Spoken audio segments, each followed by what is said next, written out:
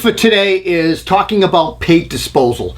Extra paint is super tough to get rid of these days. Disposing it down the drain or in the trash, it's really not an option. Not only does it pose environmental problems, but when you throw paint cans in the trash and the trash truck crushes it and then it spills paint all the way down the street, then you got to deal with that. So here's an easy disposal tip. You basically dry it and throw it away.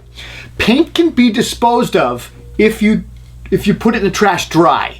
And what I use is I just use some kitty litter, and for large quantities of paint I might mix it in a 5-gallon bucket, but it's a 50-50 mix. So this is about a third of the can, and basically you pour the kitty litter in and you just stir it up until it becomes kind of an oatmeal-like consistency, to the point that it won't spill out.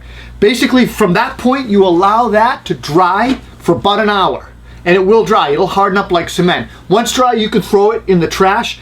And my advice is, if you do throw it in the trash, just leave the lid off, so the trash collectors can see that there's no liquid paint in there, because they won't take it if they think there is. Guys, I hope you enjoy the tip. I'll see you next week. Take care.